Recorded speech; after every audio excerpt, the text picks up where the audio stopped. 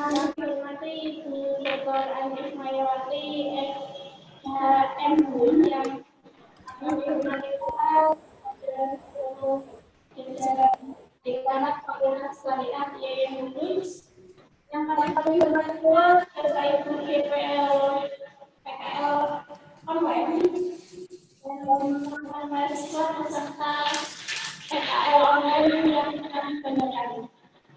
Alhamdulillah, hari ini kita bisa melaksanakan PKL online sesi kedua bersama Pak Jadi menjadi ayah-ayah yang tentu kami nantikan penyampaiannya nanti dan selanjutnya saya akan sampaikan kepada teman-teman masyarakat PKL untuk mengaktifkan mikrofon dan memikirkan videonya sehingga tidak kalah penting untuk memperhatikan dengan sesama penyampaian yang akan disampaikan oleh Ibu Siti Ayu. Dan untuk sesi seperti yang kami sampaikan sebelumnya dari yang dinyatakan di salah kita pada ini. Jadi sudah tidak ada lagi kejadian seperti kemarin di mana ada pekerja yang untuk menjadi absensi seperti ini.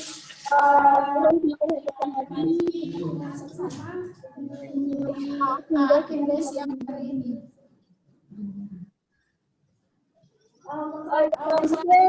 Saya sampaikan kepada Ibu Moderator Ibu Nina Kusdayati SMA ya. Nina Kusdayati yang selanjutnya saya silakan. Terima kasih. Ya, terima kasih.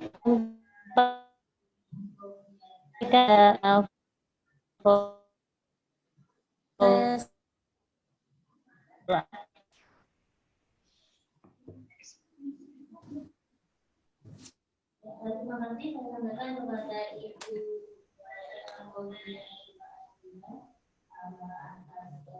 ada PKL online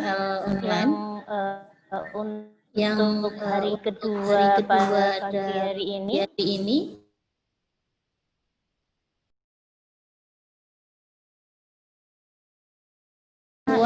Indonesia Promotion Ketua Perdagangan Indonesia, Pusat Promosi Perdagangan Indonesia yang Sydney, Australia, yaitu Ayu Siti Mariam, yang akan berbicara tentang hukum perdagangan internasional dan kaitannya dengan posisi Indonesia. Untuk itu sebelum kita mulai, kita akan mulai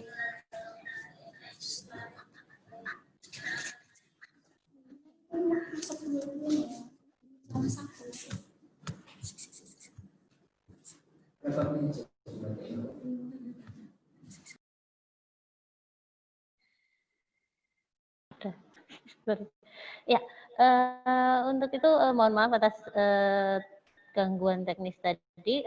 Sebelum kita masuk ke materi dan sebelum saya memperkenalkan narasumber pada pagi hari ini, kita akan meminta prakata pembuka dari Dekan Fakultas Syariah. Telah hadir di antara kita Ibu Dekan Fakultas Syariah, Ibu Dr. Ani Ismayawati SHM Hum. Kepada beliau kami persilakan. Terima kasih. Suara saya terdengar? Ya, terdengar Bu Ani. Halo. Ya, terdengar. Assalamualaikum warahmatullahi wabarakatuh. Waalaikumsalam warahmatullahi wabarakatuh. Yang terhormat narasumber PKL di hari kedua ini, Ibu Ayu Siti Mariam, Head of ITPC dari Konjen RI Sydney, Australia.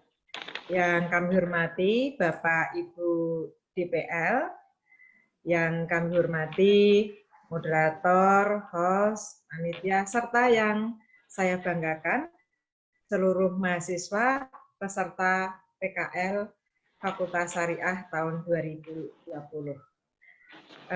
Sekali lagi, marilah kita memanjatkan puji syukur kehadirat Allah SWT atas segala karunia-Nya, atas segala anugerah-Nya. Kita semua dapat menyelenggarakan PKL ini meskipun secara daring. Jadi mungkin perlu kami sampaikan kepada narasumber bahwa PKL atau praktik kerja lapangan ini merupakan bagian yang tak terpisahkan dari proses pembelajaran secara umum di Fakultas Syariah. Jadi PKL Prodi HKI dan HES Fakultas Syariah IAIN ini merupakan wahana bagi mahasiswa untuk mendapatkan gambaran praktik kerja dalam mengaplikasikan teori-teori hukum maupun hukum ekonomi di suatu lembaga. Jadi biasanya kami ini mengantarkan para mahasiswa PKL langsung ke lokasi di lembaga di mana menjadi objek dari PKL.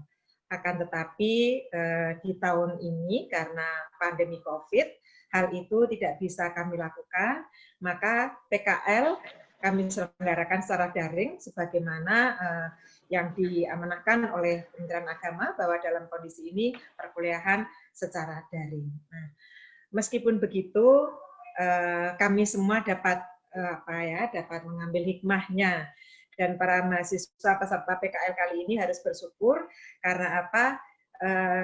Diberi kesempatan dengan objek PKL di luar negeri, salah satunya di Konjen Sydney Australia ini, di mana Ibu Ayu berkenan menjadi narasumber. Saya ucapkan terima kasih yang tak terhingga karena saya yakin kegiatan atau jadwal Ibu Ayu ini sangat padat, tapi masih berkenan menyampaikan ilmunya, mengeluarkan ilmunya pada kita semua, khususnya para mahasiswa peserta PKL. Sekali lagi, saya mengucapkan terima kasih kepada Ibu Ayu.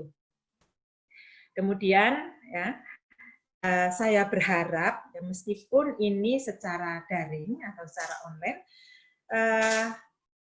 ilmu yang didapatkan atau kualitas PKL ini tidak menurun, bahkan bisa lebih meningkat nanti dengan pertemuan secara daring ini dengan melakukan diskusi-diskusi atau tanya jawab pada narasumber.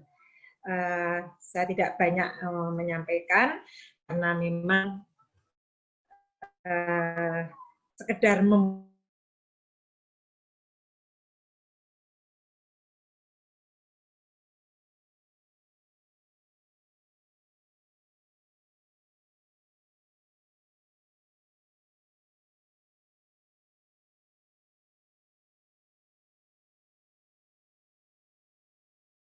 Bu Ani, mohon maaf,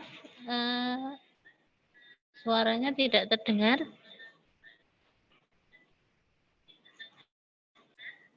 Bu Ani, ya, mungkin koneksi internetnya.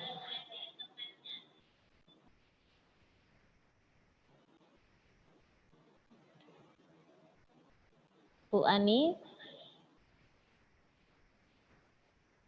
halo.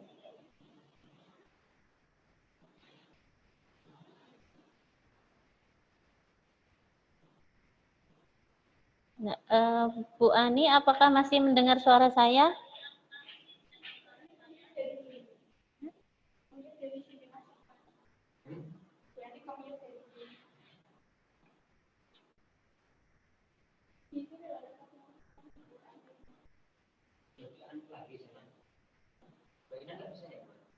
Bu Ani.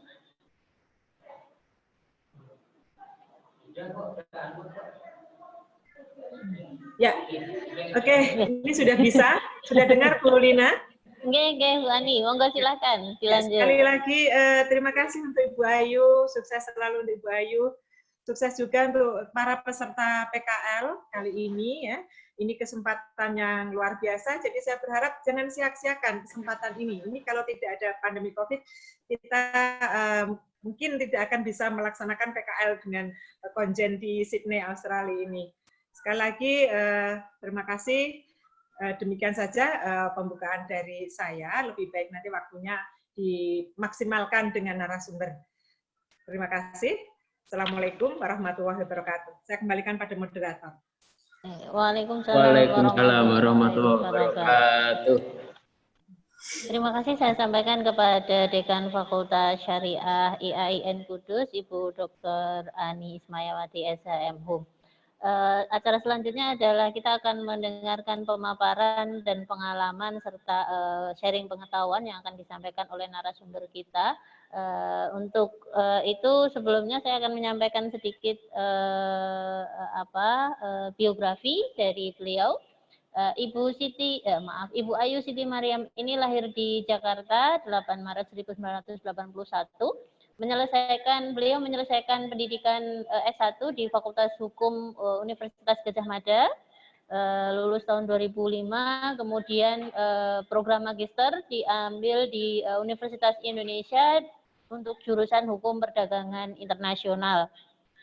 Pengalaman beliau sebelumnya menjadi pelaksana pada Direktorat Impor Kementerian Perdagangan, kemudian juga pernah magang di Atase Perdagangan di KBRI di Brussels, kemudian juga menjadi Kepala Seksi Lingkungan dan Isu Baru Direktorat Perundingan Multilateral di Kementerian Perdagangan, kemudian juga Kepala Seksi Asia Tenggara di Direktorat Perundingan Bilateral di Kementerian Perdagangan. Sebelum mulai dari 2019, beliau menjabat sebagai Kepala Indonesian Trade Promotion Center di Sydney, Australia. Nah, Bu Ayu, mohon maaf sebelumnya saya ingin memperkenalkan di tengah kita ada hadir selain Ibu Dekan Fakultas Syariah, ada juga Wakil Dekan 1, ada Pak Abdul Haris Naim, SHGM Hum, kemudian juga ada Wakil Dekan 2, ada Ibu Mufatihatul Taubah MAG, kemudian juga ada Ketua Program Studi Hukum Keluarga Islam, Bapak Fuad Riyadi LC-MSI. Nah, selain itu juga ada dosen-dosen, beberapa dosen di Fakultas Syariah, serta mahasiswa dan mahasiswi semester 7 di Fakultas Syariah dari program studi Hukum Keluarga Islam dan Hukum Ekonomi Syariah. Nah, ini adalah rangkaian dari perkuliahan yang kami laksanakan mulai dari hari Selasa. Kemarin kita memiliki webinar dengan narasumber dari Ketua Kamar Agama Mahkamah Agung. Kemudian hari ini dengan Bu Ayu dari ITPC Sydney. Kemudian besok kita akan ada sesi dengan Mahkamah Konstitusi. Dan nanti hari terakhir, hari Jumat, kita ada dari Bank Syariah di Oman dan juga KBRI Mesir. Nah, itu adalah rangkaian dari 4 hari praktik kuliah lapangan secara online yang kami gelar untuk mahasiswa di semester 7. Nah, tidak lama untuk waktu selanjutnya saya serahkan ke Bu Ayu Siti Mariam. Silakan. Terima kasih Ibu Lina selaku moderator. Assalamualaikum warahmatullahi wabarakatuh. Bismillahirrahmanirrahim. Waalaikumsalam warahmatullahi wabarakatuh. Pertama-tama saya ingin mengucapkan terima kasih dan apresiasi sekali kepada pihak Fakultas Syariah dari IAIN Kudus sudah berkenan untuk mengundang kami sharing informasi, sharing knowledge mengenai Australia pada khususnya atau mengenai hukum perdagangan internasional pada umumnya. Pertama-tama saya ingin mengucapkan kepada yang terhormat Ibu Dekan Fakultas Syariah, Ibu Dr. Ani Ismayawati SHM Hum, yang terhormat Bapak Wakil Dekan 1, Bapak Abdul Haris Naim SHGM Hum, yang terhormat Ibu Wakil Dekan 2, Ibu Mufatihatul Taubah MAG, kemudian Ibu Kepala Prodi Hukum Ekonomi Syariah, Ibu Linakus Hidayati, Bapak Ketua Prodi Hukum Keluarga Islam, Bapak Fuad, dan juga Bapak Ibu Dekan di Fakultas Syariah IAIN Kudus dan juga adik-adik yang sedang mengikuti PKL semester 7 Fakultas Syariah dari IAIN Kudus. Saya sekali lagi mengucapkan terima kasih. Jadi pada kesempatan kali ini, Bu, kami perkenalkan, saya Ayu Siti Mariam dari ITPC Sydney. Ini sengaja saya kasih background-nya memang ITPC, Indonesia Trade Promotion Center. Kami ITPC ini merupakan lembaga di bawah Kementerian Perdagangan, Ibu. Jadi kalau yang fungsinya untuk melakukan promosi produk-produk Indonesia di luar negeri, khususnya di Australia.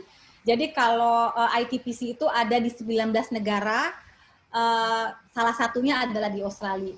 Di Australia ini kami berada di bawah koordinasi dari KJRI Sydney dan juga KBRI yang berada di Canberra. Jadi untuk bagian promosi, kemudian untuk hubungan bisnis itu kami yang bertanggung jawab dan berada di bawah KJRI Sydney.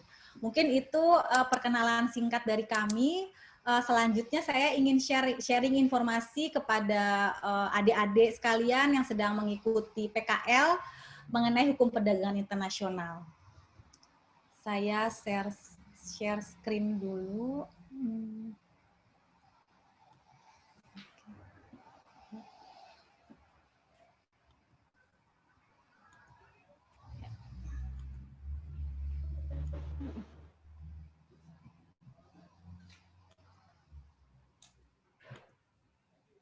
Oke, ini kelihatan ya.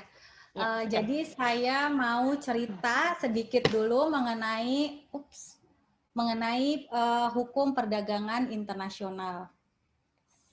Maaf. Ya, jadi sebelum nanti saya masuk ke mengenai Indonesia Australia SIPA, karena itu tanggal 5 Juli kemarin itu baru implement Free Trade Agreement antara Indonesia dan Australia. Tapi sebelum itu saya ingin share dulu mengenai perdagangan internasional supaya adik-adik di sini punya gambaran apa sih yang namanya perdagangan internasional itu dan kenapa kita harus mempelajari itu gitu ya. Jadi sebenarnya kalau untuk perdagangan internasional itu memang lebih ke teori ekonomi gitu ya.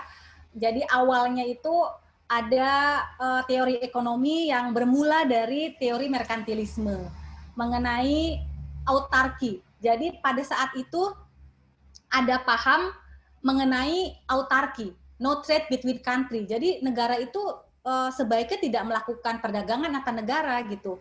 Karena sebenarnya negara itu tidak akan mendapatkan keuntungan apapun dari perdagangan internasional apabila negara tersebut tidak mampu melakukan ekspor. Jadi paradigmanya saat itu gitu ya, pada saat teori merkantilis ini keluar bahwa ekspor bagus, impor jelek. Selalu begitu. Gitu ya. Jadi kalau mungkin adik-adik ini yang sekarang masih punya pandangan misalnya kenapa sih Indonesia tuh kok ada perdagangan bebas gitu ya? Kan kita yang rugi kan jadi neraca perdagangan kita defisit gitu. Mungkin sumbernya ini dari merkantilis nih, paham merkantilis ya, autarki itu bahwa kalau kita nggak mampu ekspor kenapa impor gitu ya. Nah, nanti ke depan di selanjutnya akan saya jelaskan kenapa kita itu sebagai negara itu harus berpartisipasi dalam perdagangan internasional. Nah, yang kedua, ada teorinya David Ricardo. Ini merupakan kritik dari teori merkantilis gitu. Jadi David Ricardo itu ada teori ekonomi yang sudah sangat dikenal gitu, adalah comparative advantage theory. Jadi teori ini mengemukakan bahwa suatu negara itu sebaiknya melakukan perdagangan internasional, harus melakukan ekspor, harus melakukan impor gitu. Karena tidak ada negara di dunia ini yang dia mampu mencukupi kebutuhannya sendiri. Jadi kita harus melihat, jadi suatu negara itu harus melihat sebenarnya dalam melakukan produksi suatu produk gitu ya, membuat suatu barang itu yang paling efisien, yang untuk produk apa, dan itulah yang diekspor. Jadi misalnya Indonesia gitu. Indonesia itu kan banyak sumber daya alam gitu ya. Kita punya palm oil misalnya gitu. Maka karena kita punya sumber daya alam palm oil di Indonesia, tentu kalau kita bikin minyak goreng yang sumbernya palm oil akan jauh lebih kompetitif gitu ya. Cost-nya akan jauh lebih rendah daripada misalnya Australia yang dia tidak punya palm oil gitu. Australia itu tidak punya kelapa sawit di negaranya. Kalau dia Australia itu memaksa untuk membuat minyak goreng yang asal dari palm oil, tentu kan harganya akan jauh lebih mahal daripada Indonesia yang punya perkebunan kelapa sawit yang dimana kelapa sawit itu dengan mudah muncul atau tumbuh di Indonesia. Nah, berawal dari fakta ini muncullah teori comparative advantage theory itu. Jadi suatu negara yang lebih efisien dalam memproduksi sesuatu itu bisa saling bertukar produk dengan negara lain yang mungkin jauh lebih efisien untuk memproduksi hal yang lain. Jadi misalnya kayak tadi Indonesia kita buat palm oil, Australia ternyata dia buat karena di sini itu banyak agriculture-nya bagus gitu ya, banyak gandum.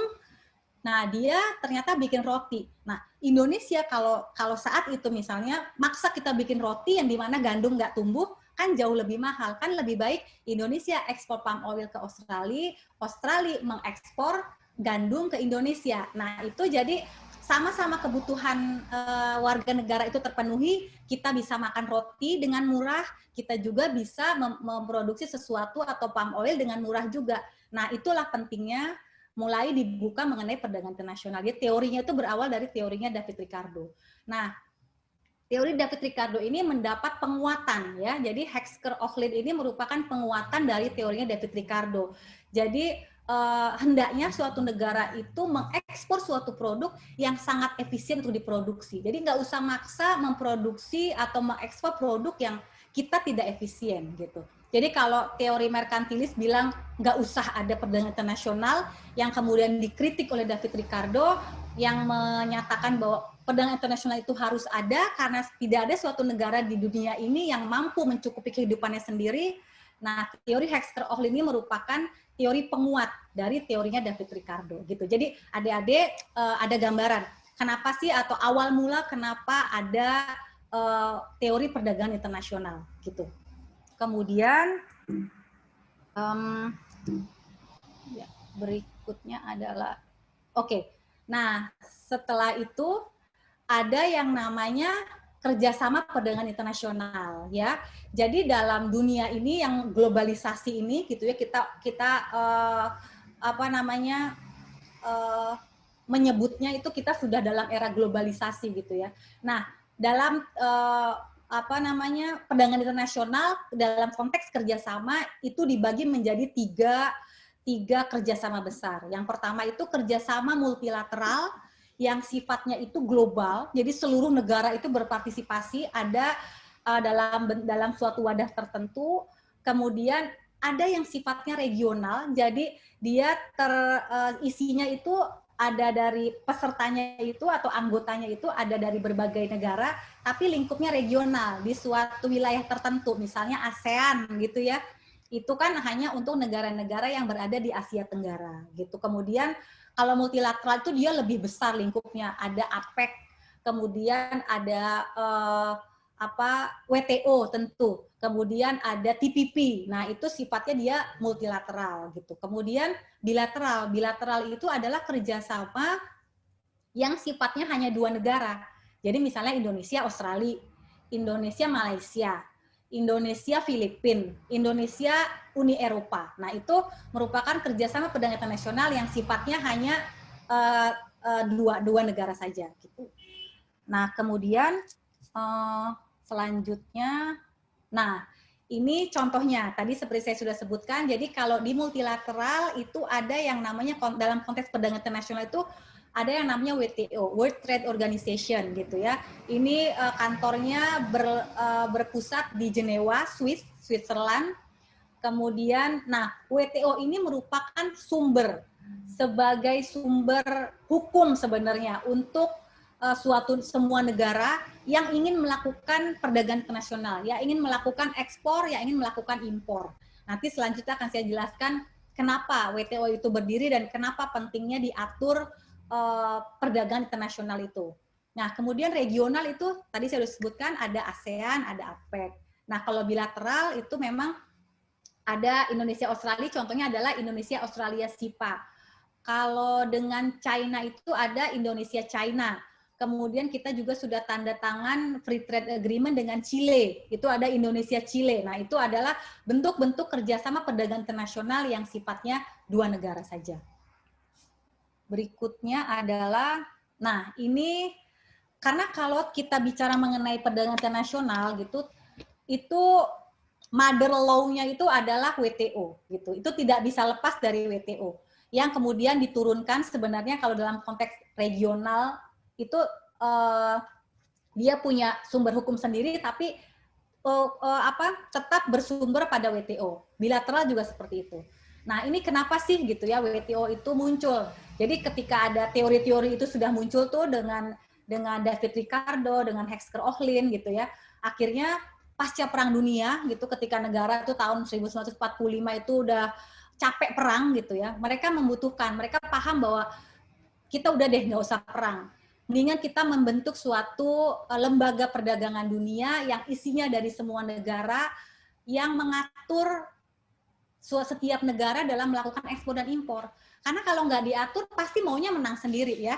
Jadi pengennya, saya maunya ekspor, saya nggak mau impor. Kalau kamu impor, nanti akan saya kenakan pajak 100%.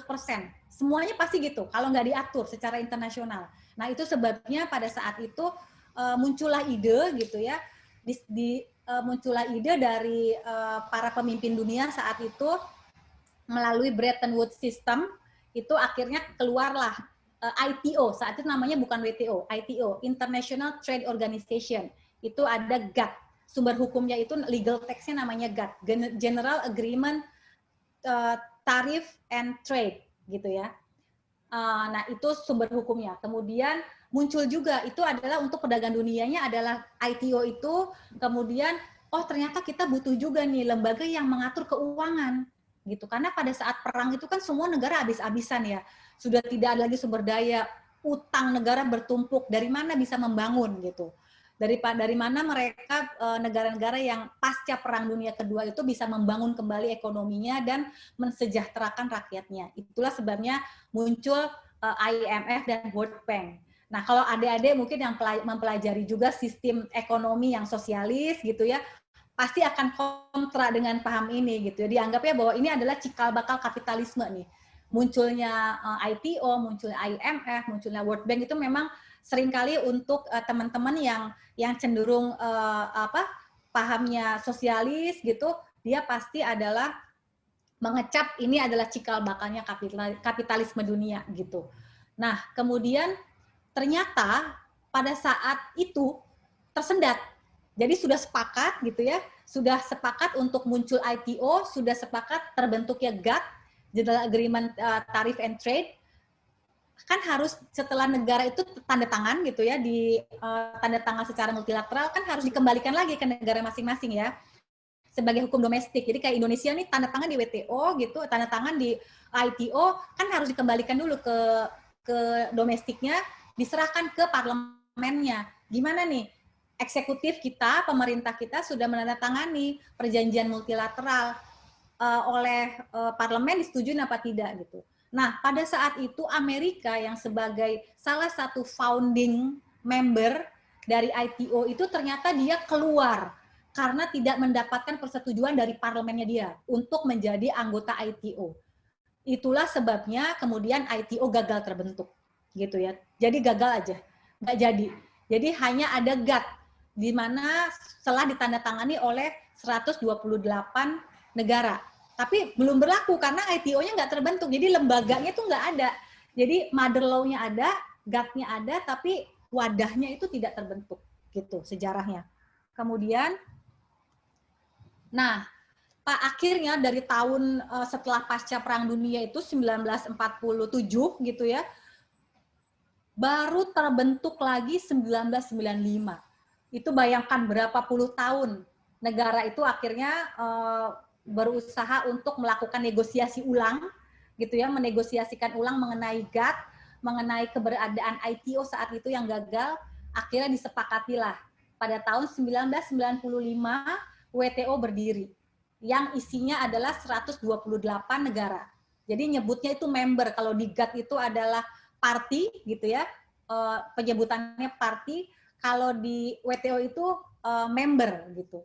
Jadi kalau ada perbedaan, kalau di WTO itu sifatnya dia adalah single undertaking. Jadi apabila once kita menyetujui GATT gitu ya, kita harus tunduk pada keseluruhan hukum yang ada di WTO. Kita nggak bisa milih. Jadi kalau di GATT itu kan ada chapter-chapternya, ada aneksnya. Aneks mengenai trade related investment, trade related intellectual and property right. Nah itu saya maunya yang GATT mengenai perdagangan barang aja deh, yang jasanya saya nggak mau, itu nggak bisa. Jadi harus single undertaking. Yang keputusannya harus juga diambil atas persetujuan seluruh negara. Jadi 128 negara itu harus menyetujui, baru itu menjadi hukum gitu. Jadi kembali ke sejarah, nah saat itu Indonesia menjadi founding nation juga gitu ya pada 24 Februari tahun 95 gitu. Ini sekilas mengenai sejarah WTO. Nah, kemudian ini. Jadi apa sih yang ditawarkan oleh WTO sebagai satu-satunya saat itu ya sistem perdagangan dunia yang sifatnya global. Ternyata ada misinya, spiritnya itu adalah apa? Trade without discrimination. Jadi kalau kita memang mau melakukan perdagangan internasional, negara-negara itu mau melakukan ekspor impor, tolong dong dilakukan tanpa diskriminasi gitu. Nggak boleh yang namanya mengutamakan salah satu negara aja. Misalnya gini, Indonesia kita pengen dagang gitu ya, pengen ekspor ke India, terus kita bilang karena India atau Pakistan atau misalnya Mesir, kayaknya kalau kita maunya dagangnya sama Arab aja deh, atau maunya sama Pakistan aja deh, soalnya di sana itu sama-sama mayoritas negara Muslim gitu, atau misalnya sama-sama sudah paham culture kita, nggak boleh kayak gitu. Jadi melalui WTO itu harus kalau kita memberikan keutamaan khususnya mengenai tarif ya, biaya masuk ke Arab Saudi kita kasih 50% biaya masuk, kita harus juga menerapkan hal yang sama ke Amerika, ke China, ke Turki, ke Malaysia. Jadi kepada negara anggota WTO lain. Jadi semuanya harus 50% gitu ya. Itu yang namanya prinsip most favored nation. Ini prinsip utamanya WTO, most favored nation. Jadi kita tidak boleh mendiskriminasi atau mengutamakan produk dari suatu negara. Once kita mengutamakan produk dari suatu negara, itu semuanya kita treatmentnya harus sama gitu. Itu prinsip yang dimaksud dengan MFN. Kemudian yang kedua adalah national treatment. Ini adalah prinsip dasar juga, prinsip dasar yang dianut oleh WTO. Ini lebih pada industri domestik kita. Jadi misalnya nih, ada barang masuk ya, sepatu gitu. Kita impor sepatu dari Belanda. Terus kita punya kebijakan domestik. Pokoknya kalau produk sepatu itu yang masuk ke Indonesia, itu semuanya tidak boleh masuk ke misalnya tidak boleh diedarkan secara luas di Indonesia. Dia hanya bisa dijual di Jakarta aja. Nggak boleh tuh masuk ke Jawa Timur, masuk ke Jawa Barat. Nah, sementara industri kita misalnya ada pemerintah melakukan kebijakan. Tapi kalau sepatu yang diproduksi di Indonesia, dia boleh disebarkan atau didistribusikan ke seluruh Indonesia. Nah, ini kita lihat, itu kan ada diskriminasi. Berarti Indonesia melakukan pengutamaan kepada produk dalam negeri. Gitu ya. Karena barang impor cuma boleh diedarkan di Jakarta, sementara produk kita, produk Indonesia, boleh diedarkan ke seluruh Indonesia. Nah, itu berarti melanggar prinsip national treatment. Nah, dua prinsip ini biasanya yang sering kali menjadi dasar hukum ketika suatu negara anggota WTO itu menuntut negara lain. Jadi di WTO itu ada yang namanya dispute settlement body. Jadi kalau Indonesia tuh ngerasa nggak happy dengan produk ekspor kita yang masuk ke Belanda, kok ternyata, atau misalnya Belanda yang tadi saya contohkan nggak happy, kok sepatu saya ekspor ke Indonesia kok cuman bisa dijual di Jakarta aja sih, nggak bisa dijual ke seluruh Indonesia, dia nggak happy dengan itu, dia bisa menuntut Indonesia melalui dispute settlement body yang ada di WTO. Dasarnya apa? Biasanya adalah dengan menggunakan prinsip national treatment, gitu ya. Karena itu tidak boleh, seharusnya tidak boleh terjadi. Nah, yang ketiga adalah WTO itu punya prinsip rule based system. Jadi semuanya gitu ya, semua tata cara perdagangan internasional itu punya dasar hukumnya yang namanya GATT itu. Jadi nanti di GATT itu ada beberapa chapter, ada beberapa aneks. Jadi semuanya harus berdasarkan sistem hukum yang ada. Jadi nggak boleh terus negara maunya semena-mena, itu nggak boleh. Nah kemudian ternyata dari sistem perdagangan yang diterapkan di WTO itu more open and predictable, which is ini sangat berguna dan sangat diharapkan oleh kalangan pebisnis gitu ya. Jadi misalnya nih di WTO itu ada namanya kewajiban notifikasi. Jadi setiap negara yang punya peraturan yang terkait perdagangan gitu, yang berefek pada perdagangan internasional, ada perubahan atau ada pelarangan gitu, silahkan tidak apa-apa, tapi diinformasikan kepada member yang lain gitu. Jadi kan orang bisnis jadi enak gitu ya Bapak Ibu ya. Ya adik-adik misalnya kan mau bisnis nih, saya mau ekspor ke Belanda, tapi ternyata Belanda nggak, semua peraturan itu tidak diinformasikan. Kan kita nggak tahu ya, sebagai eksportir, saya mau ekspor ke Belanda, tapi saya kok nggak dikasih tahu ya peraturannya. Nah, itu sebabnya WTO ada prinsip ini. Jadi semua negara itu harus me-open informasi terkait regulasi atau peraturan yang terkait dengan perdagangan internasional gitu. Kemudian transparansi. Transparansi ini artinya karena dalam dunia bisnis gitu, yang lebih penting itu selain kita tidak diskriminasi, tentu transparansi gitu ya. Tanpa transparansi kan kita nggak bisa bisnis ya. Kita nggak tahu nih kalau mau masuk ke Belanda, perizinan ekspornya itu berapa lama sih? Terusnya nanti kalau ditolak tuh alasannya apa sih gitu ya. Nah dengan WTO itu di WTO itu diatur. Jadi negara tuh nggak boleh dia tertutup, nggak boleh dia nggak transparan gitu. Kemudian, nah ini contoh ya Pak, mungkin supaya adik-adik paham. Jadi ini contoh kasus, saya kasih contoh kasus pelanggaran prinsip most favored nation tadi yang ada di WTO. Jadi misalnya Indonesia nih, Indonesia itu menerapkan, jadi kalau di ekspor impor itu kan ada yang namanya bea masuk. Bea masuk itu adalah bea masuk atau tarif ya, kalau di internasional disebutnya tarif, itu pokoknya pajak yang diterapkan untuk barang impor gitu. Nah Indonesia, karena Indonesia kan sudah anggota WTO ya, ternyata menerapkan contohnya untuk pasmina. Indonesia tuh mengimpor pasmina dari Thailand. Terus kita menerapkan biaya masuk 10%. Terus kita juga terima impor pasmina dari Iran. Kita terapkan 5% gitu ya.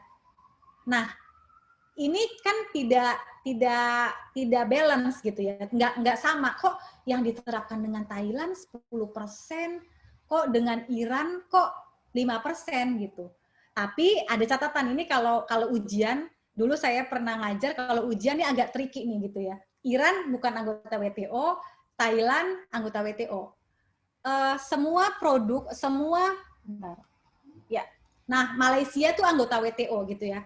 Nah, kita menerapkan ke pasmina dari Malaysia 10%, dari Thailand 10%, dari Iran 5%. Nah, karena Iran itu bukan merupakan anggota WTO gitu ya. Jadi boleh nggak kita terapin pasminanya 5%? Ada yang mau coba jawab? Boleh nggak kita menerapkan bea masuknya kalau ke Iran tuh 5% aja, jauh lebih rendah daripada ke anggota WTO yang lain?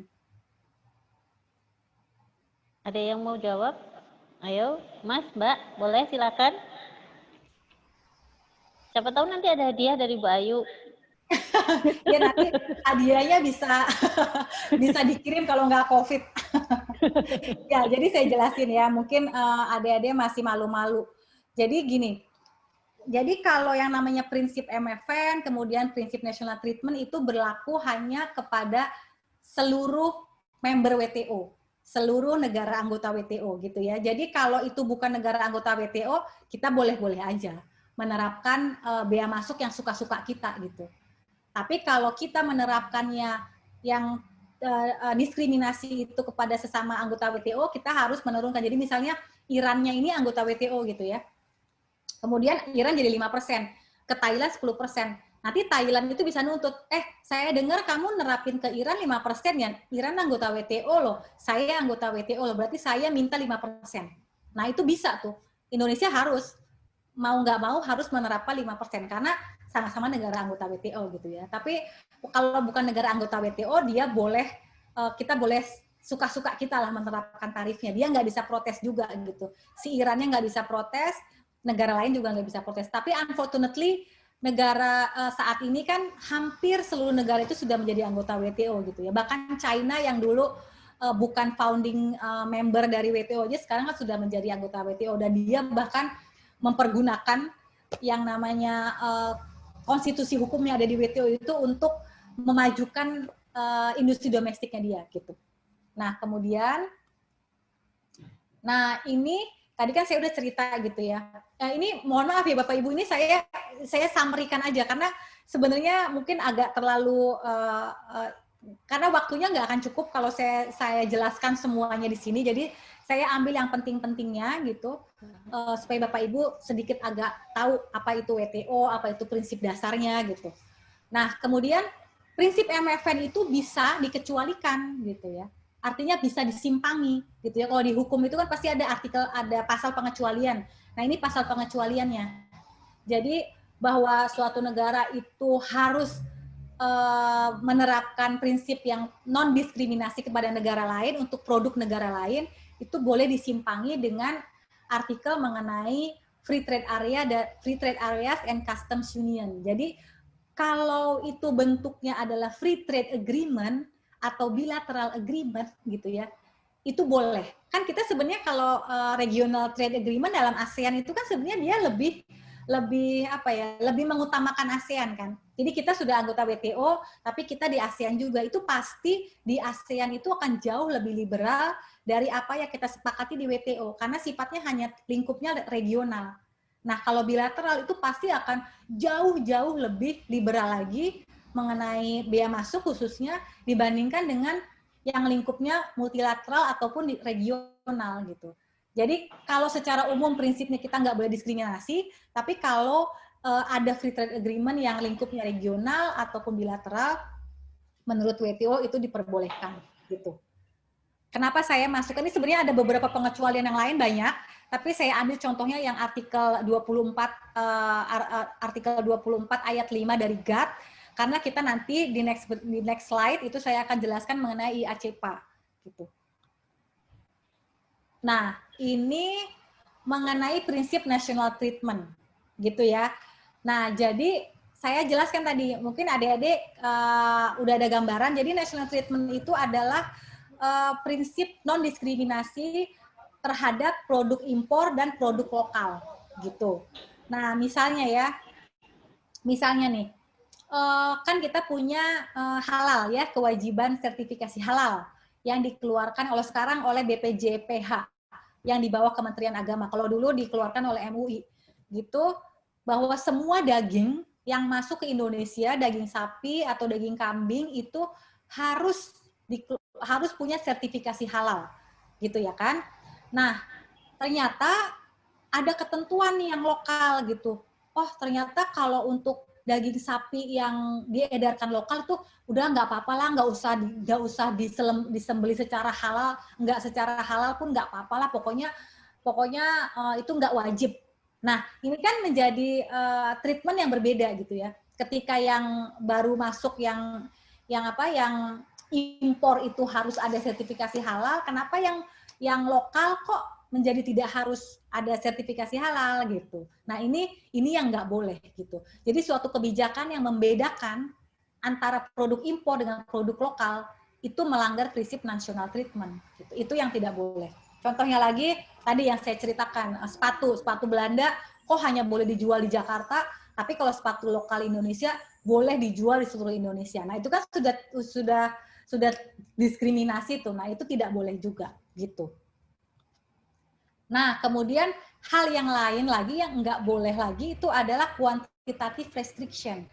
Ini adalah bahwa suatu negara anggota WTO gitu ya, itu tidak boleh menerapkan pelarangan impor maupun ekspor dalam bentuk kuota gitu. Jadi kecuali dalam bentuk tarif ya, duties or other charges. Jadi kalau pajak atau misalnya cukai gitu ya atau bea masuk itu boleh. Tapi kalau kuota, jadi misalnya gini, kuota itu contohnya gini. Tahun ini gitu, kita membuka impor beras gitu. Tapi kuotanya jumlahnya terbatas, hanya 10.000 ton gitu.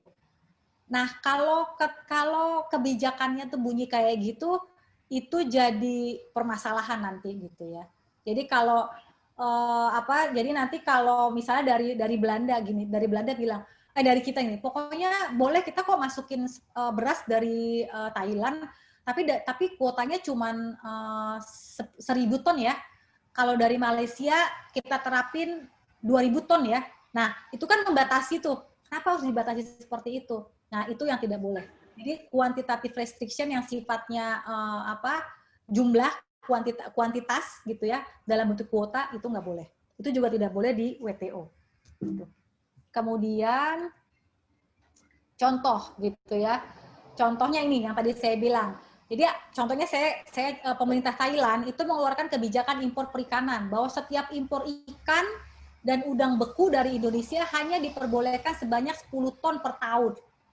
Nah, apakah pemerintah Thailand melanggar ketentuan WTO? Melanggar nggak kalau tadi dengan pasal yang sebelumnya mengenai quantitative restriction? Tentu melanggar ya, karena ini kan pelarangannya sifatnya kuota gitu. Nah, ini nggak boleh juga. Kemudian berikutnya, itu sekilas mengenai WTO secara umum. Karena kalau kita ngomongin bilateral agreement ataupun regional agreement tanpa kita tahu dasarnya mengenai mother law-nya yang dikeluarkan oleh WTO itu agak cukup sulit. Nah, sekarang kita masuk karena saya kebetulan di Australia. Karena saya di Australia, jadi saya ingin menjelaskan mengenai Indonesia-Australia Comprehensive Economic Partnership Agreement. Gitu. Nah, apa sih IACPA itu gitu ya? Sebelum kita ngomongin IACPA, saya pengen sharing nih ke Bapak Ibu, kepada adik-adik sekalian, supaya ada gambaran. Nah, kalau berdasarkan Indonesia sama Australia itu total perdagangannya berapa sih gitu? Naik apa turun sih gitu? Banyak ekspornya apa banyak impornya gitu? Yang diekspor apa, yang diimpor apa gitu? Nah, ini Bapak Ibu bisa lihat di slide saya yang ini. Jadi kalau lihat gitu ya, tren perdagangan Indonesia Australia dari tahun 2015 ke 2019 itu naik turun gitu ya. Memang di 2015 totalnya 8,5 triliun US dollar, kemudian 2016 stabil, 2017 stabil, 2018 agak naik sedikit, 2019 turun gitu ya. Karena ini banyak sebab. Sebabnya memang terjadi kurs mata uang Australia itu cukup jatuh juga terhadap dolar, dan juga adanya pelambatan konsumsi domestik di Australia. Itu sebabnya di tahun 2019 itu agak menurun gitu ya. Nah, ekspor dan impornya Bapak Ibu bisa lihat. Nah, apa sih yang diekspor ke Australia selama ini dari Indonesia? Saya ambil dari data tahun 2019. Jadi ini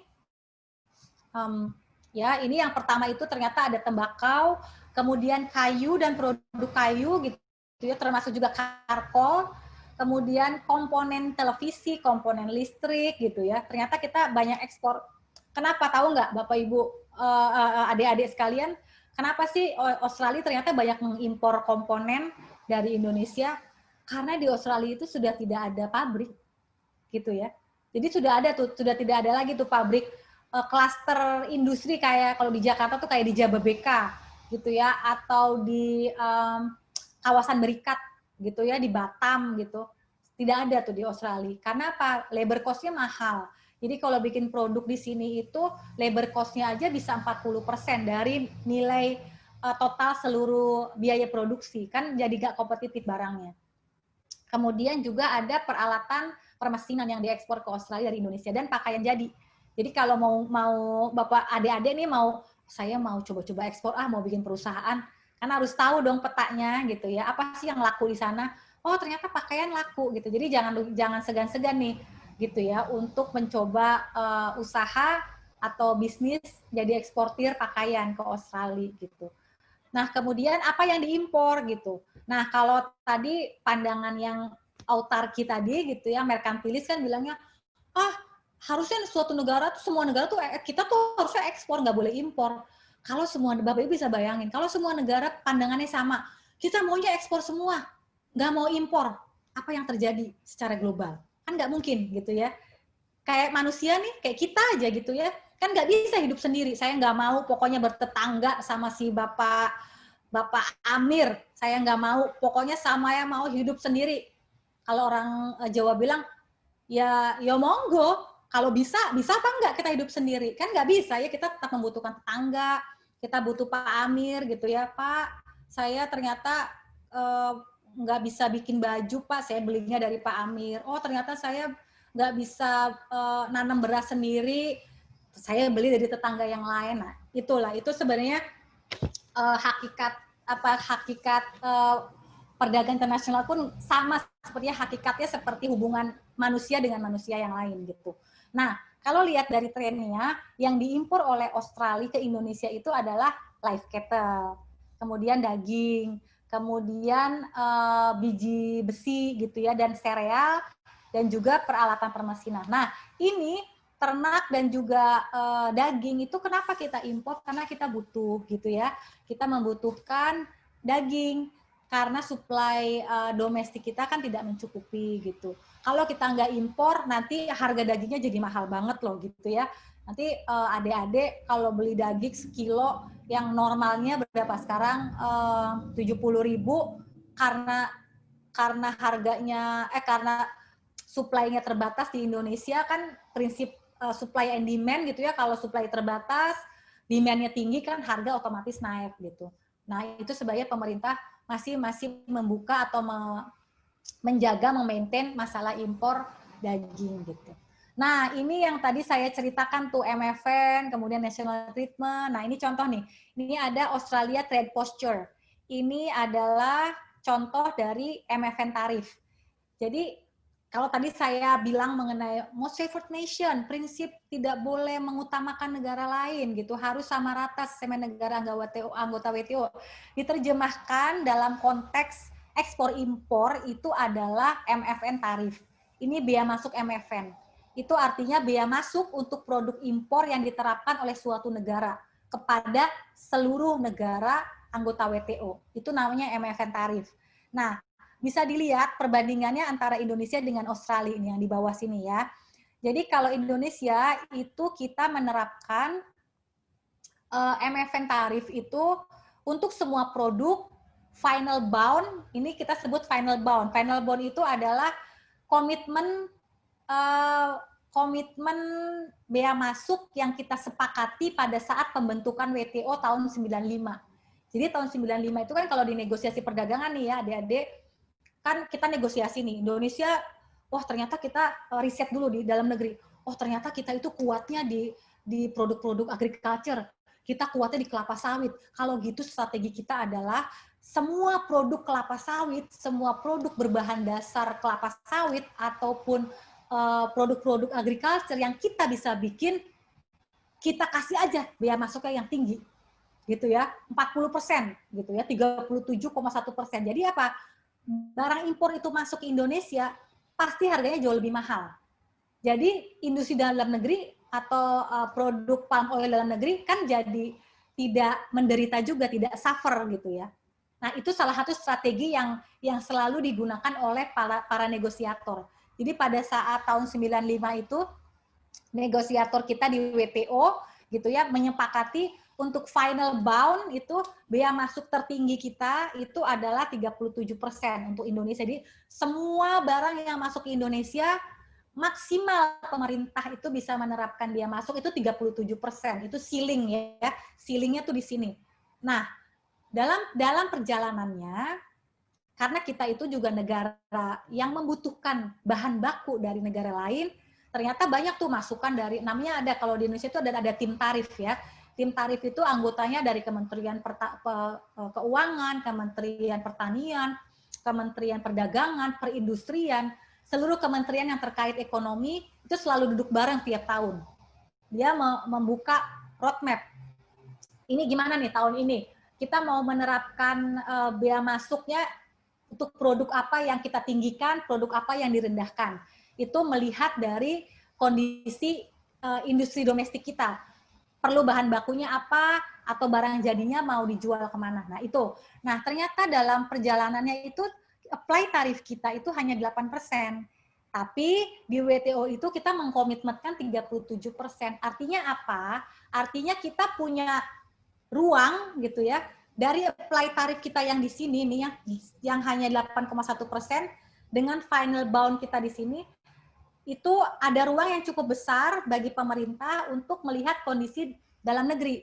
Jadi kalau ternyata dari 8,1% itu yang sekarang biaya masuk misalnya untuk produk sepatu gitu ya, contohnya sepatu deh. Oke, kita punya final bound-nya 37%, tapi sekarang pemerintah menerapkan 8,1%. Ternyata banjir impor sepatu dari Cina. Wah, semua sepatu dari Cina masuk ke Indonesia. Industri kita yang di Cihampelas Bandung atau yang di Jawa Timur menderita. Wah, saya nggak kompetitif nih Pak, gimana? Produksinya lebih murah. Kita nggak bisa nih kalau terus-terusan gini, saya bisa gulung tikar, saya bisa mati nih usaha saya gitu. Nah, pemerintah biasanya mengambil kebijakan, oke, karena kita komitmennya ke WTO 37%, kita bisa tuh menaikkan maksimal ceilingnya itu 37%. Jadi nanti pemerintah biasanya yang tadi itu menaikkan misalnya sampai 20%, maksimal 37%. Boleh lebih dituntut oleh WTO, oleh negara WTO lain. Karena apa? Kita komitmen. Karena kita sudah komitmen, oke, saya bersedia membuka perdagangan kita, gitu, membuka impor kita dengan 37%, gitu. Jadi kayak orang nikah nih Bapak Ibu kan harus komitmen misalnya gitu.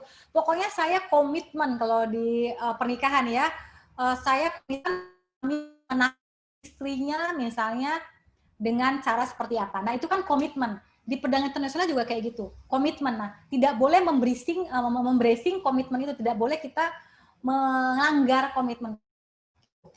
Nah ini ya, jadi sekilas. Nah kalau Australia itu ternyata dia antara final bound dengan apply itu nggak beda, sama-sama 9%.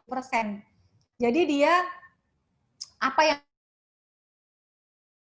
kemudian diterapkan saat ini oleh pemerintah Australia itu ternyata sama-sama 9%, nggak jauh beda. Nah, jadi semua barang gitu ya yang masuk ke Indonesia dari Australia ataupun dari Indonesia ke Australia itu dikenakan biaya masuk saat ini 8,1 untuk Indonesia, untuk Australia 9,7%. Ini sebelum IACPA, sebelum Indonesia Australia SIPA berlaku. Dengan Indonesia Australia SIPA berlaku, apa perbedaannya? Kita lihat ya di slide berikutnya. Oke, jadi saya secara sejarah dulu. Jadi Indonesia Australia SIPA itu adalah merupakan perjanjian Indonesia Australia yang sifatnya komprehensif. Jadi bukan hanya free trade agreement aja. Kalau free trade agreement itu cenderung hanya perjanjian yang mengatur perdagangan barang. Masalah perdagangan barang. Tapi di IACPA ini komprehensif. Jadi ada barang, ada perdagangan jasa, kemudian ada cakupannya juga mengenai investasi, ada kerjasama ekonomi gitu ya. Ada juga mengenai persaingan usaha dan juga ada legal tax-nya gitu. Jadi lebih luas gitu ya, bukan hanya FTA saja, bukan hanya mengenai perdagangan barang saja. Kapan dimulai gitu? Kenapa para negosiator kita dari Indonesia maupun Australia itu memutuskan untuk oke deh, kedua negara ini, Indonesia Australia ini membuat kita sepakat untuk menegosiasikan perjanjian perdagangan yang sifatnya komprehensif. Alasannya apa? Kalau dari Indonesia, alasannya pada saat awal-awal itu bukan 2010 ya, pada saat tahun 2007 itu ternyata kita riset. Nah, hasil riset itu dinyatakan, oh ternyata kalau kita bikin perjanjian perdagangan free trade agreement dengan Australia, kita nggak bakal rugi. Karena apa? Australia itu bukan negara kompetitor kita. Apa yang diproduksi oleh Australia itu bukan produk sejenis dengan apa yang diproduksi dengan Indonesia. Jadi kalau kita melihat tadi teori David Ricardo gitu ya, oh ternyata kita dengan Australia itu bukan nggak sama dengan Indonesia dengan China misalnya, atau Indonesia dengan Malaysia, gitu, yang memproduksinya barang-barang sejenis. Kan kalau barang sejenis kan kompetitor ya. Kayak misalnya saya jualan pakaian, tetangga saya jualan pakaian, kan saya nggak mau dong. Terus ada perjanjian dagang dengan tetangga saya, karena sama-sama produknya pakaian, nanti saya jadi rugi. Gitu, yang ada saya beli pakaian dari dia terus, sementara mungkin dia bisa nggak beli pakaian dari saya gitu. Nah, kalau Australia itu nature-nya beda. Australia dengan Indonesia itu, kita itu merupakan negara yang perlu investasi, karena kita banyak pabrik di Indonesia. Australia nggak punya pabrik. Kemudian Australia itu dia punya gandum cukup banyak. Di Indonesia kan kita nggak bisa menanam gandum. Mau bagaimanapun juga karena kita tropis iklimnya, kan nggak bisa dipaksakan. Kalau dipaksakan gandumnya nggak bagus gitu ya. Nah, jadi itu sifatnya saling komplement gitu ya. Artinya Australia itu memproduksi suatu hal yang dibutuhkan oleh kita, kita juga memproduksi suatu hal yang kemudian dibutuhkan oleh Australia. Itu sebabnya di data statistik banyak impor dari Indonesia itu bentuknya komponen elektronik, komponen televisi, karena di Australia udah nggak ada pabrik gitu. Itu sebabnya Australia juga butuh gitu ya, butuh, oke. Makanya dia mau adanya perjanjian dagang dengan Indonesia gitu. Nah, tahun 2010 diluncurkan, kemudian negosiasinya cukup lama, 2012 sampai 2018, karena semua namanya negosiasi ya, kan semua mau untung. Australia mau untung, kita mau untung juga, itu sebabnya negosiasinya cukup panjang, hampir 12 putaran. Nah, pada 4 Maret 2019, ditandatanganilah IACPA gitu ya, antara kedua Menteri Perdagangan gitu.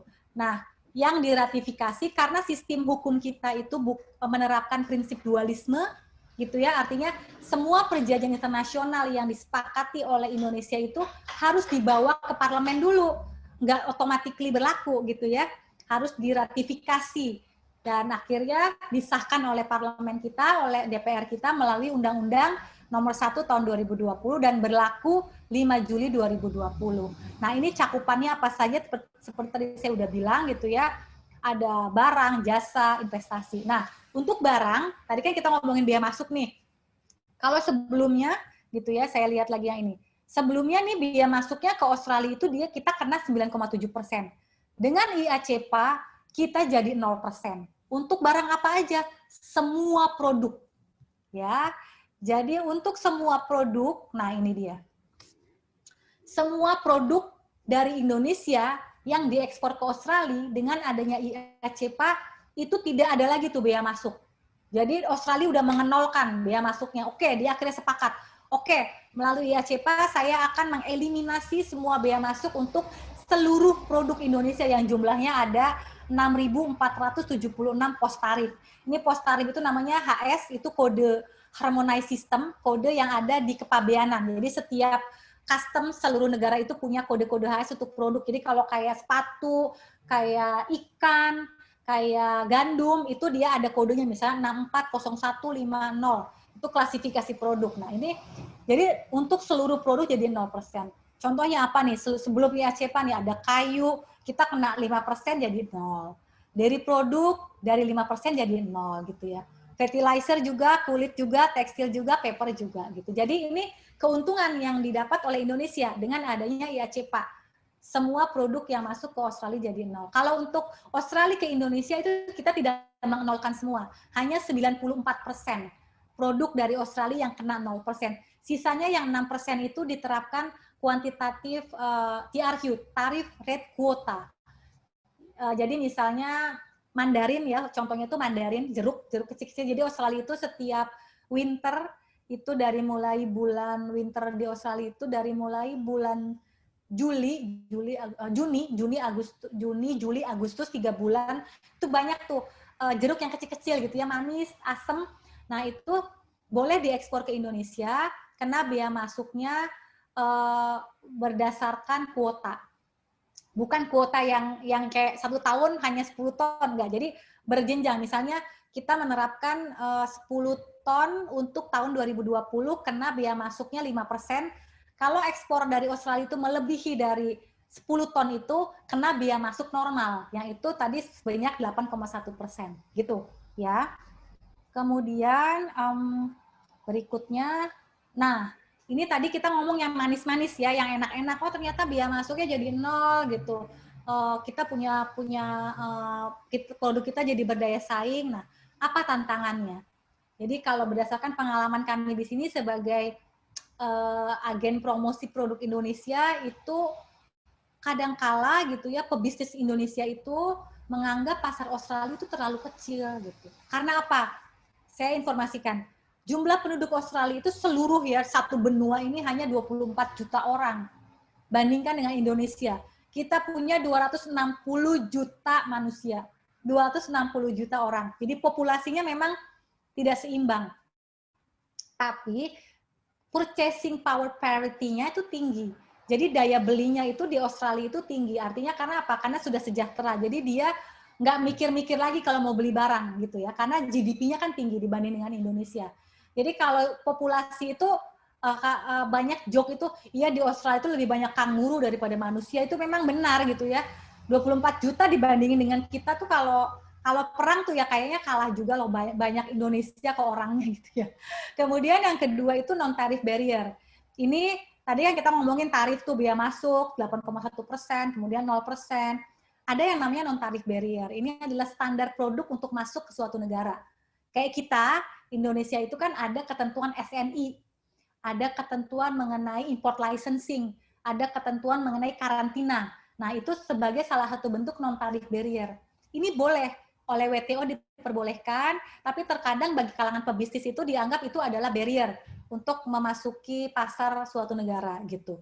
Kemudian kualitas produk, jadi kadang di kami itu banyak mendapat keluhan gitu ya dari para importir di sini, iya nih Indonesia kadang produk sampel dengan produk yang dikirim sendiri ke sini tuh jadi beda, sampelnya bagus-bagus gitu, nanti pengiriman ke satu masih bagus, kedua bagus, ketiga dioplos gitu ya. Nah ini tantangan nih buat kita gitu ya, jangan seperti itu karena dalam hubungan bisnis, once dia sudah terluka gitu ya, once you broke my heart, it's the end gitu kan, gak bakal ada lagi tuh hubungan bisnis gitu. Kemudian konsistensi produk, jadi standarnya harus diperhatikan, dan juga kemasan, packaging. Jadi produk UKM kita tuh kan enak-enak tuh ya, keripik enak, bagus, tapi ada permasalahannya itu masalah packaging biasanya. Packagingnya kurang premium. Nah, orang Australia itu secara budaya, dia membelanjakan suatu produk itu melalui mata dulu. Dia makan juga melalui mata. Kalau kita kan enggak, saya contohnya, saya nggak peduli tuh mau packaging kayak apa, yang penting rasanya enak gitu ya. Makan di warung Tegal juga jadi kok, yang penting enak kok, mau kondisinya kayak apa nggak peduli. Kalau orang Australia enggak, dia itu selera itu bisa terbit dari pandangan mata dulu. Kalau packagingnya bagus, dia pasti tertarik. Kalau enggak, dia menganggap pasti isinya juga nggak bagus gitu. Nah, itu mungkin sekilas gitu ya, saya gabungkan mengenai perdagangan internasional dalam konteks WTO, juga IACPA, dan juga tren perdagangan untuk Indonesia Australia. Mudah-mudahan bermanfaat. Saya mohon maaf apabila dalam penyampaian ada hal-hal yang tidak berkenan, yang adik-adik nggak ngerti, itu saya mohon maaf sekali lagi. Terima kasih. Saya kembalikan kepada Ibu Lina selaku moderator. Ya, terima kasih Ibu Ayu. Ini sangat detail dan runtut sekali. Saya pikir mahasiswa mendapatkan tambahan pengetahuan yang luar biasa hari ini soal ternyata perdagangan antar negara itu nggak simpel gitu ya. Jadi mulai dari aturannya tuh ada gitu. Ternyata nggak bisa asal aja udah kita jual aja, pokoknya nanti ke Australia terserah nanti urusannya gimana. Ternyata nggak semudah itu gitu ya. Nah, ya Bu Ayu, ini kebetulan sudah ada mahasiswa yang raise hand. Mungkin yang lain yang ingin bertanya nanti juga bisa raise hand atau chat di kolom chat, nanti saya sampaikan ke Bu Ayu. Sudah ada yang pertama, ada Mbak Ayu, Mbak Lulu Sekarliana. Mbak Lulu, boleh diaktifkan mikrofon dan videonya, silakan bertanya langsung ke Bu Ayu. Mbak Lulu, perkenalkan diri dan kemudian sampaikan pertanyaannya. Oke, Assalamualaikum warahmatullahi wabarakatuh. Waalaikumsalam. Mbak Ayu bisa agak keras suaranya ya? Oke. Perkenalkan, nama saya Lulu Sekarliana dari Prodi Hukum Ekonomi Syariah. Halo, suaranya udah terdengar? Ya, salam hormat Bu Ayu.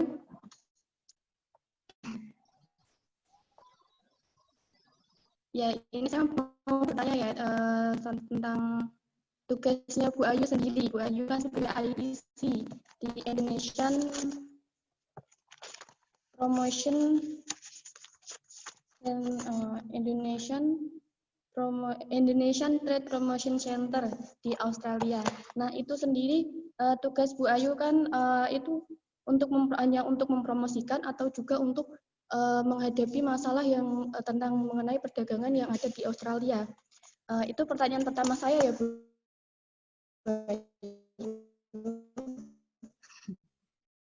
Boleh bertanya lagi untuk pertanyaan kedua? Oke. Yang kedua itu, ini kan saya dari Prodi Hukum Ekonomi Syariah. Selain kita dibimbing untuk jadi seorang hakim di agama maupun pengurus di MUI untuk mengambil kebijakan syariah, kita kan juga bisa untuk menjadi profesi mahasiswa hukum ekonomi syariah. Kedepannya juga bisa menjadi konsultan hukum untuk perdagangan tersebut, Bu Ayu. Jadi di Indonesia kan sudah ada PLUT, Pusat Pelayanan Usaha Terpadu, yang diadakan oleh Menteri Koperasi dan UMKM, maaf maksud saya UMKM. Nah, itu kan di situ sendiri, itu kan ada pelayanan seperti yang Bu Ayu katakan tadi kan, bahwa di bangsa pedagang di Indonesia itu mikirnya bahwa di Australia itu kan pangsa pasarnya kecil gitu, Bu Ayu. Jadi di sana kan di PLUT itu kan berharap bahwa UMKM itu mampu bersaing secara internasional dalam perdagangan ekspor tersebut. Jadi apakah ada prosedur atau tahap-tahap perdagangan internasional yang untuk dapat masuk ke pasar Australia tadi ya? Kan salah satunya ada mengenai standarisasi itu tadi, Bu Ayu. Jadi mohon dijelaskan lebih jelas, soalnya itu sangat bermanfaat lah nanti ke depannya insya Allah. Dan juga mengenai yang ketiga, boleh Bu Ayu sekalian? Boleh, silakan. Ya. Yang ketiga itu mengenai crash antara ini mother hukumnya dari WTO, Bu Ayu. Itu kan ada most favored nation, ada kuantitas juga, itu kan gini, yang jadi Bu Ayu jelaskan melalui ACEPA, Australia dan Indonesia dan Australia, maksud saya ada pembatasan kuota dari Indonesia. Itu apa tidak bertentangan dengan peraturan yang ada di WTO, prinsip-prinsip di WTO, dan juga mengenai most favored nation itu sendiri harus seimbang ya Bu, antara MFN itu di antara Indonesia, sedangkan antara melalui ACEPA antara Indonesia dan Australia itu kan tadi ada yang 0%, Indonesia sekitar 5% ya, 0% gitu. Itu apakah tidak bertentangan dengan aturan di WTO tadi loh Bu, yang prinsip awalnya tadi loh. Oke. Ya, terima kasih Mbak Lulu. Bu Ayu ini mau direspon dulu ya, nanti baru kita buka ke pertanyaan selanjutnya. Oh iya Bu, ya boleh. Silakan Bu Ayu. Ya, terima kasih ya Mbak Lulu Sekarliana atas pertanyaannya. Yang pertama tadi sebenarnya gimana sih langkah-langkah kita kalau mau ekspor gitu ya, kalau mau ekspor ke Australia gitu untuk memanfaatkan skema ini. Memang langkah-langkahnya sebenarnya banyak. Sebenarnya ada slide saya, cuman itu karena nanti saya jelaskan aja. Jadi yang pertama mungkin harus tahu dulu produk yang mau dijual apa gitu ya. Jadi kalau adik-adik ini pengen buka bisnis gitu, misalnya kopi atau misalnya mau jual brownies gitu. Nah, harus tahu nih browniesnya itu dibuatnya bagaimana, ingredientnya apa, kemudian cara pembuatannya bagaimana. Karena di Australia itu ada ketentuan mengenai manufacturer declaration. Jadi pasti nanti kalau dapat buyer di Australia gitu, pihak bayarnya pasti bakal nanya, itu brownies-nya dibikinnya gimana ya? Maksudnya karena di hukum di Australia itu dia mewajibkan importir itu mencantumkan, dia harus tahu proses pembuatan suatu produk. Jadi apabila nanti ada konsumen yang kenapa-kenapa atau ada konsumen yang tidak happy dengan produknya, itu dia bisa merefer ke manufacturer declaration itu sebagai bukti bahwa ternyata masalahnya bukan karena produknya, orang produknya ini pembuatannya begini-begini, ingredientnya ini. Nggak mungkin misalnya orang gatal karena makan pisang misalnya gitu, bahan bakunya kan banana chips gitu ya, kan nggak mungkin. Nah, dengan manufacturer declaration itulah alat buktinya gitu. Nah, setelah itu harus juga tahu mengenai peraturan domestik di Indonesianya.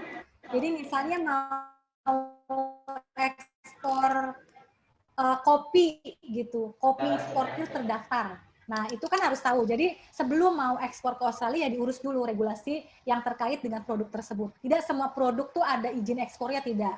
Tapi ada beberapa produk yang memiliki ketentuan harus mendaftarkan dulu, ada izin ekspor gitu ya. Atau kalau produk kayu itu ada surat verifikasi legalitas kayu atau SVLK gitu. Itu juga harus dipenuhi dulu. Kemudian yang ketiga itu harus tahu juga mengenai packaging tadi. Tadi saya udah cerita kalau budayanya orang Australia itu dia jatuh cinta tuh dari pandangan mata dulu kalau mau makan. Makanya di sini kalau makan itu dia dining gitu ya, dining.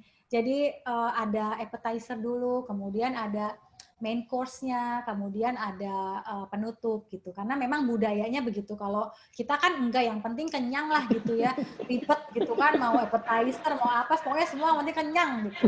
Nah, di sini enggak. Mereka memperhatikan seni makan gitu. Jadi the art of seni untuk makan tuh dia perhatikan. Nah, begitu juga untuk produk-produk makanan, dia ngelihat dulu dari packaging. Packagingnya harus bagus gitu ya, harus premium, pasti orang tertarik untuk membeli gitu. Kemudian yang ketiga ada nutrition fact. Kalau untuk makanan itu ada ketentuan, misalnya produknya itu kalorinya berapa, mengandung gula berapa, mengandung dairy product berapa gitu ya. Kenapa ini harus dicantumkan? Karena ada undang-undang di sini mengenai perlindungan konsumen, bahwa konsumen itu harus tahu dia itu makan apa gitu. Dan kecenderungannya orang sini itu dia pasti melihat, dia pasti baca tuh. Kalau kita kan saya lah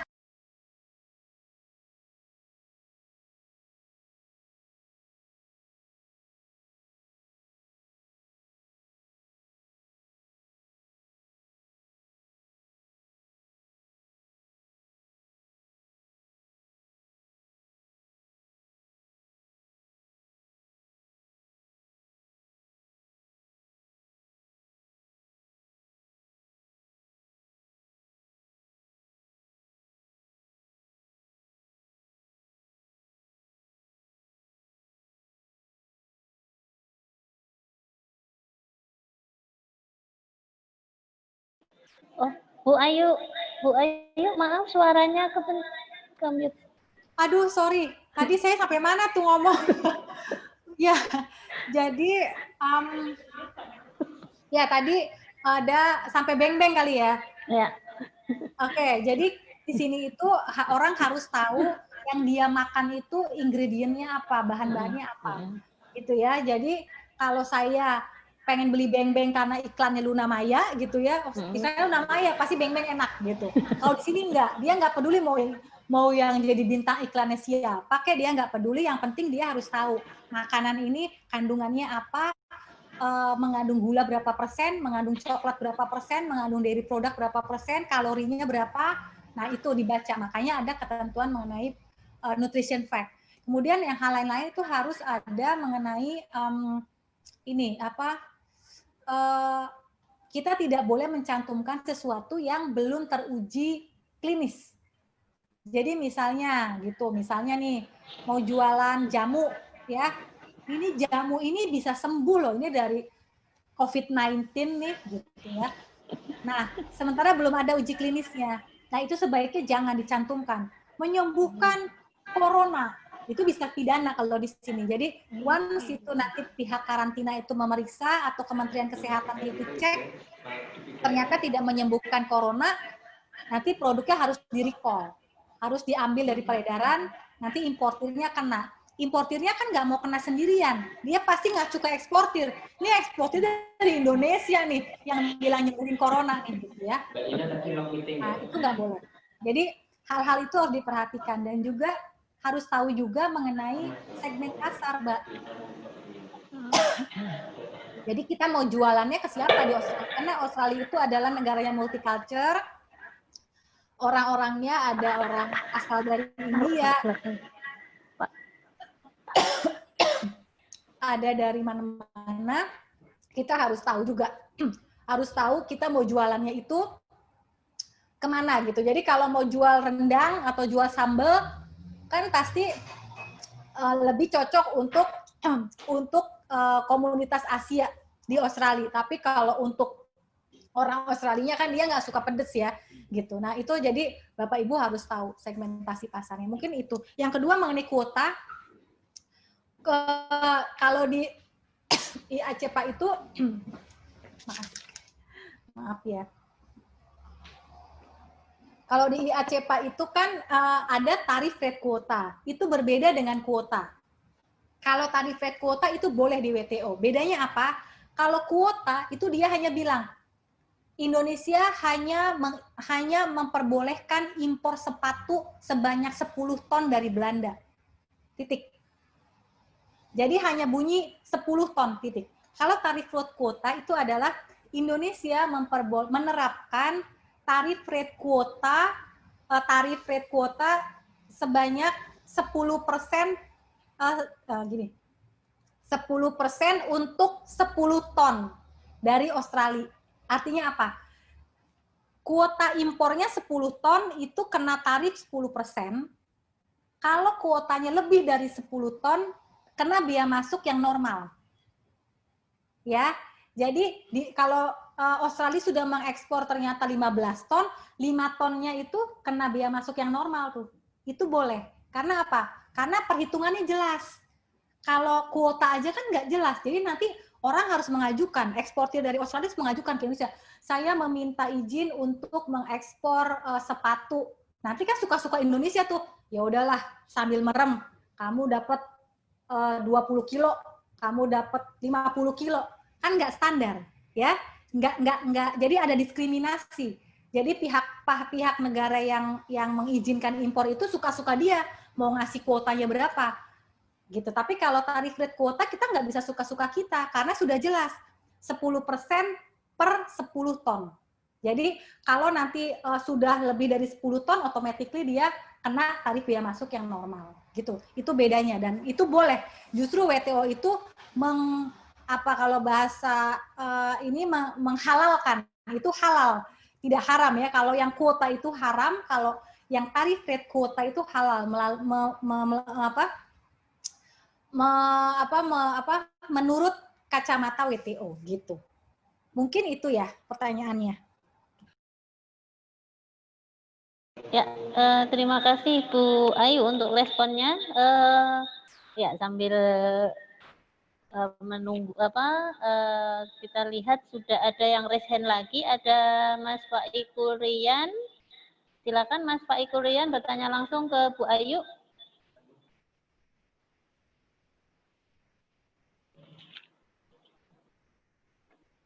Ya, mikrofonnya diaktifkan dulu, Mas. Sudah, ya, silakan. Ya, silakan. Assalamualaikum warahmatullahi wabarakatuh. Waalaikumsalam warahmatullahi wabarakatuh. Kenalkan, nama saya Faiqul Rian Menggara, bisa dipanggil Faiqul, dari Hukum Keluarga Islam. Sebenarnya mohon maaf, memang karena dari Hukum Keluarga Islam memang saya sendiri kurang begitu paham terkait perdagangan internasional. Cuman saya tadi sangat tertarik saat pembahasan hukum perdagangan internasional. Nah, saya ada 2 pertanyaan kepada Ibu materi dan mohon maaf bila nanti istilahnya pertanyaannya agak melenceng ya, mohon maaf ya Bu. Yang pertama itu dalam hukum perdagangan internasional terkait ekspor dan impor sumber daya alam, apakah ada diterapkannya prinsip-prinsip environmental ethics dalam hukum perdagangan internasional tersebut. Lalu pertanyaan kedua itu contoh dari pertama, apakah aturan dalam hukum perdagangan internasional yang mewajibkan setiap negara yang ingin melakukan ekspor impor dalam hal sumber daya alam memperhatikan prinsip environmental ethics tadi. Karena contohnya ada beberapa keresahan di Indonesia itu terkait impor dan ekspor. Seperti contoh misal Indonesia ingin mengekspor minyak kelapa sawit dengan dalih bahwasanya kita memiliki lahan yang cocok dan kita memiliki bentang luas lahan yang cukup untuk melakukan ekspor. Tapi kenyataannya untuk mencukupi ekspor tersebut terkadang kita melakukan pengosongan lahan dengan merusak hutan, merusak lingkungan, terutama hutan adat. Seperti kemarin ada kasus di Kinipan di Sumatera itu bahwasanya masyarakat adat kehilangan hutan adatnya untuk dijadikan lahan kelapa sawit yang akan digunakan untuk ekspor. Itu kan melanggar prinsip environmental ethics. Terus misal Indonesia impor beras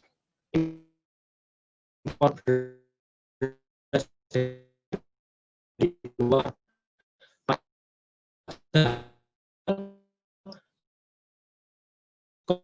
kondisi budaya dalam hukum dagang internasional dalam WTO sendiri memiliki aturan yang mendesak setiap negara bahwasanya ingin melakukan ekspor atau impor harus mempertimbangkan prinsip-prinsip environmental ethics di negaranya masing-masing.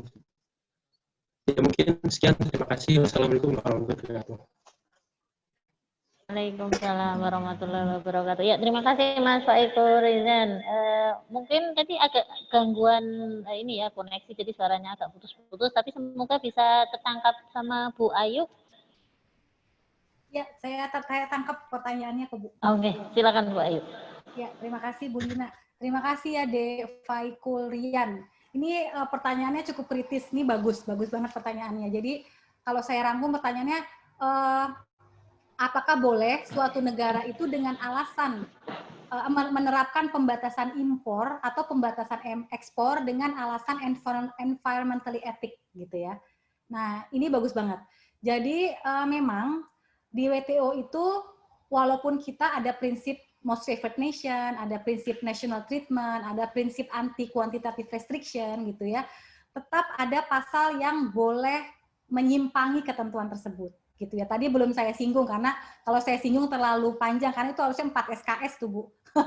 Kuliahnya tuh kalau saya uraikan semua.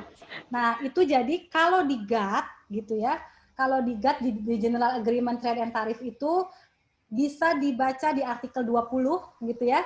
Itu ada yang namanya general exception gitu.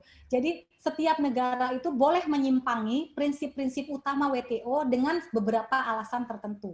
Yang pertama, itu dengan alasan untuk menjaga moral bangsa gitu ya. Jadi misalnya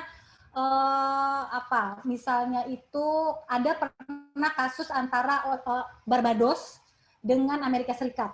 Itu sekitar tahun 2001. Jadi Barbados itu menggugat Amerika Serikat karena tidak memperbolehkan adanya judi online. Jadi perdagangan e-commerce gitu ya. Jadi si providernya itu ada di Barbados, kemudian si itunya ada di Amerika. Yang mengkonsumsi itu di Amerika itu namanya kan cross border transaction gitu ya.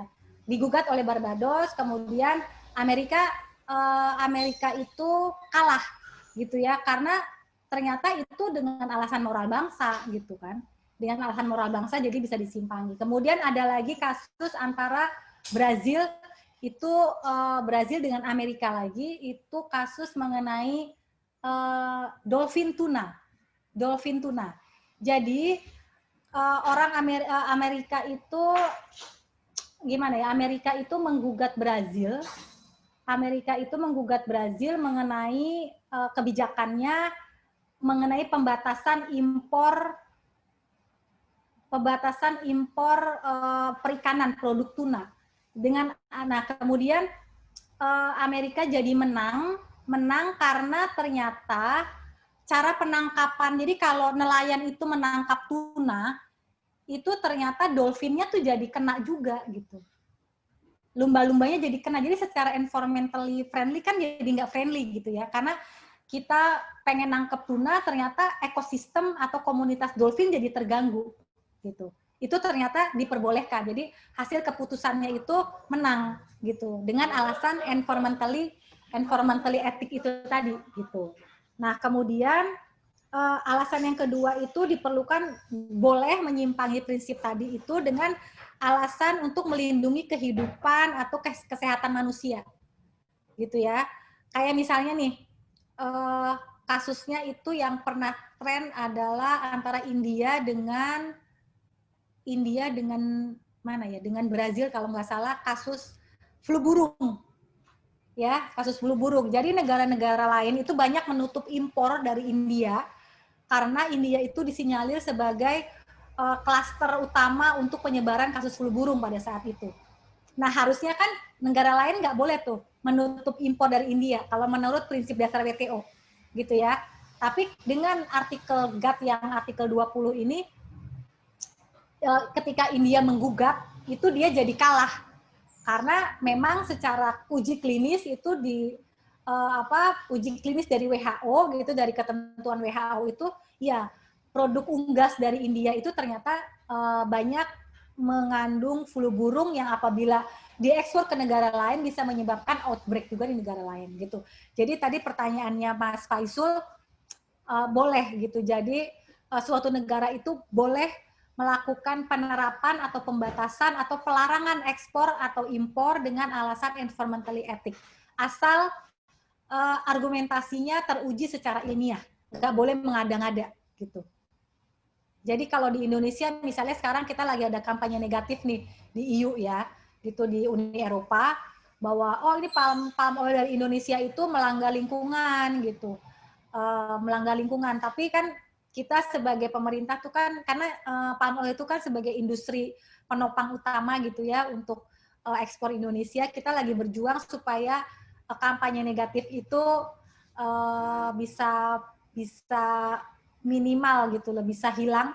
Karena Bapak Ibu tahu nggak, ternyata Eropa sama Amerika Serikat itu dia mendengung-dengungkan bahwa palm oil itu nggak sehat, palm oil itu melanggar lingkungan, karena mereka pengen mengutamakan produk bunga matahari. Di Eropa itu dia memproduksi tuh minyak bunga matahari. Kalau palm oil masuk kan palm oil lebih murah. Mereka industrinya jadi terjun gitu ya. Itu salah satu alasannya sih. Tapi kalau untuk alasan environmentally etik itu boleh. Gitu.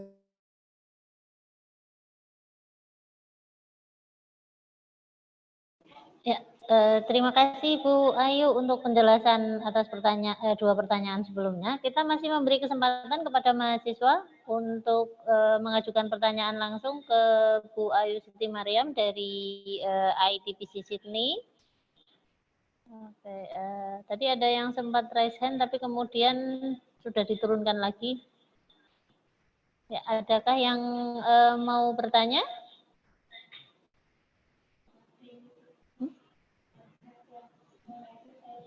Okay.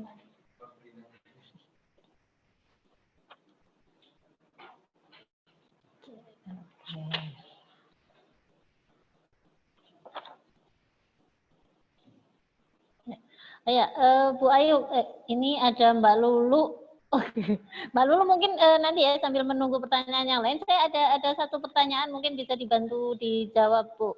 Misalkan gini ya, kalau misalkan kita orang Indonesia kemudian kita mau ke Aussie misalkan, nah kita ada teman di sana, terus kemudian teman ini kebetulan punya bisnis dalam tanda kutip yang dia suka just tip seperti itu ya.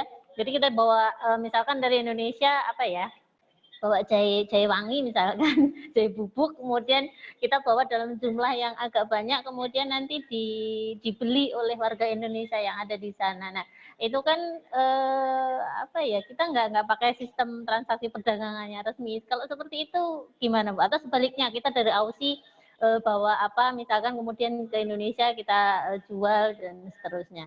Ada hukumnya nggak Bu?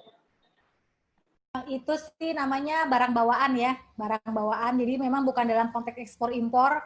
Itu kalau di Australia itu selama itu dideklar dan dengan jumlah yang wajar, kalau nggak salah ada batasnya itu apabila produk yang masuk ke Australia itu maksimal 1.000 Australian dollar itu nggak kena bea masuk. Jadi kalau kita tenteng nih misalnya, tapi ternyata kalau dikalkulasikan, oh kira-kira ini 900 Australian dollar itu oke, masuk aja. Selama di-declare ya gitu. Tapi kalau ternyata value-nya atau nilainya itu lebih dari 1.000 dolar, itu udah kena bea masuknya gitu. Dan harus ini Bu, harus di-declare. Jadi kalau dibawa kan pakai pesawat tuh ya, dikatakan di koper. Nah itu rigid tuh, kalau di Australia itu harus misalnya kayak tumbuh-tumbuhan hidup udah pasti nggak boleh, mengandung telur nggak boleh, ayam tuh nggak boleh. Karena saya pernah tuh ayam goreng, saya bawa dari Indonesia, saya bawa ayam goreng sampai bandara dibuang tuh satu rantang gede nggak boleh masuk, dibuang langsung sama petugas karantina gitu. Itu memang ya untuk makanan di sini agak, kalau daging juga nggak boleh, jadi jangan coba-coba bawa rendang masuk ke Australia, pasti kena dibuang di bandara gitu ya. Tapi kalau untuk produk lain selama itu commercially package, selama itu masih packagingnya tuh packaging yang komersial, bukan yang kalau kita kan ayam goreng kan goreng sendiri terus taruh di rantang kan, bukan commercially package, itu pasti dibuang. Tapi kalau yang commercially package ada kemungkinan lolos, tapi jangan bentuk jangan bentuk unggas-unggasan atau daging atau makanan basah gitu. Gitu. Tapi kalau Indonesia kan sekarang udah mulai ketat tuh ya yang just tip, karena just tip semakin merajalela.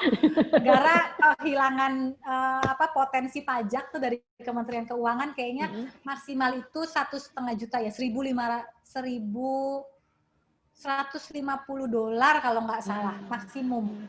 Di atas itu kalau value-nya di atas itu kena bea masuk juga. Iya, saya jadi ingat dulu sempat ada kasus ketika ada seseorang yang baru balik dari Amerika kalau nggak salah, kemudian di tasnya ada 5 Apple MacBook gitu yang kemudian ini just tip mau dipakai sendiri atau apa gitu ya.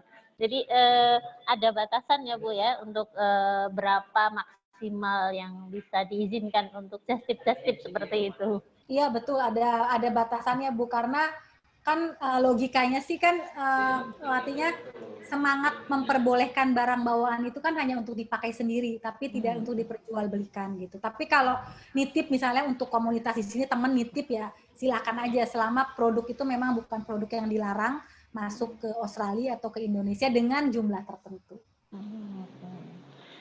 Oke, ya terima kasih Bu Ayu. Saya coba lihat di chat. Ya, saya masih ada waktu untuk Mas dan Mbak mahasiswa dan mahasiswa yang ingin bertanya. Silakan juga, misalkan ada Ibu Bapak dosen yang ikut hadir di sini yang ingin bertanya seputar hukum perdagangan antara Indonesia dan Australia atau secara internasional. Mungkin juga boleh bertanya seputar ini Bu, peluang ada nggak sih informasi terkait beasiswa mungkin. Ya. Ya, ini Mbak Lulu sepertinya masih kurang puas tadi dialognya. Silakan Mbak Lulu diaktifkan mikrofonnya kalau mau kembali bertanya ke Bu Ayu. Oh iya, maaf Bu Ayu, ini kita punya waktu sampai jam berapa nih? Masih berapa menit? Mungkin saya maksimal sampai jam 2 waktu sini ya, berarti jam 11 waktu sana ya. Oh ya, kita masih ada 15 menit. Ya, silakan Mbak Lulu. Ya, terima kasih Bu Lina dan Bu Ayu.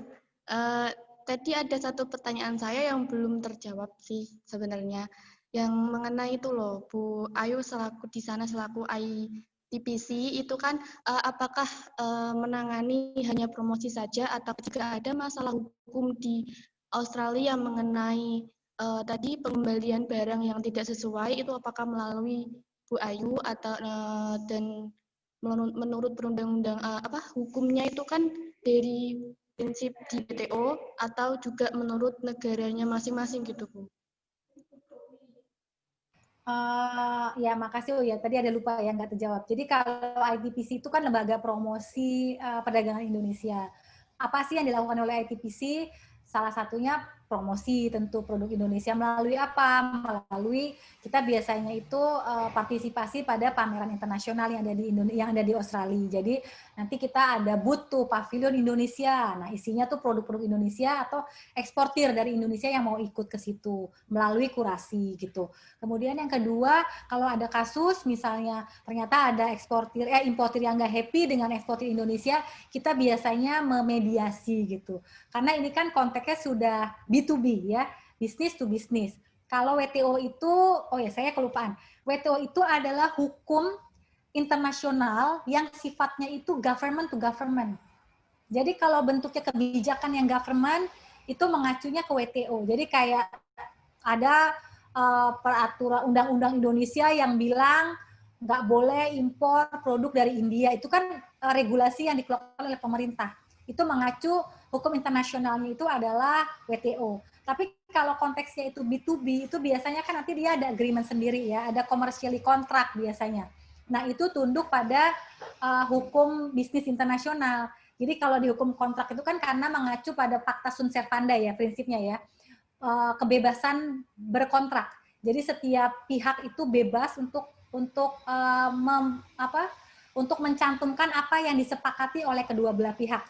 Nah, itu biasanya ada kontrak, nanti ada biasanya klausula juga ini tunduk pada hukum mana.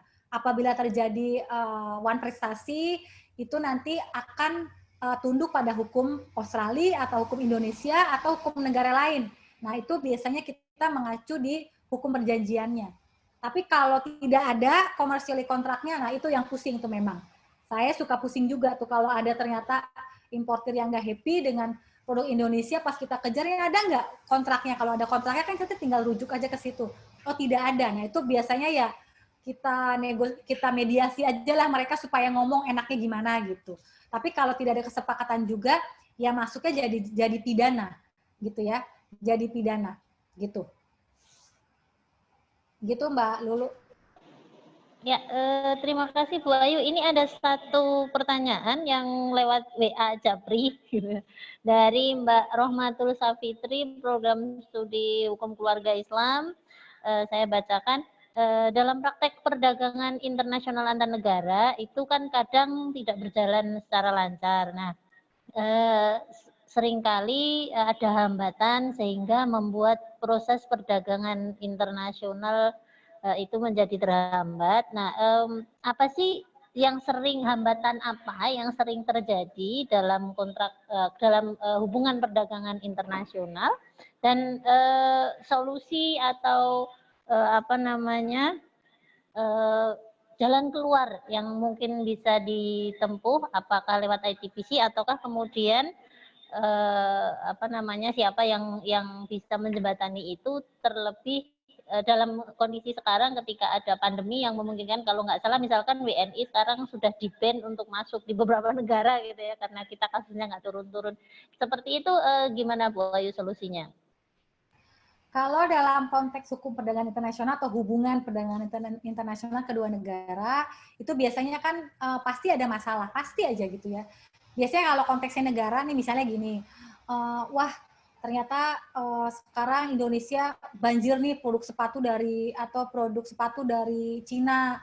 Oh sekarang kok banyak produk garmen dari Cina nih membanjiri Indonesia. Itu kan pasti negara juga harus bertanggung jawab ya. Artinya harus melihat juga kondisi industri domestik kita tuh bagaimana, suffer apa tidak.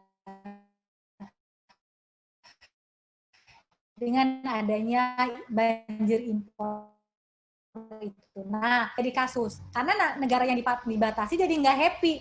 Saya biasanya dari Cina sana, saya biasanya bisa ngekspor 1 bulan itu 2 ton sepatu nih dari Cina ke Indonesia. Kok sekarang jadi nggak boleh ya? Nah, Di situ biasanya ada permasalahan. Biasanya kalau dalam konteks negara itu perwakilannya itu mengirimkan surat keberatan dulu ke pemerintah Indonesia.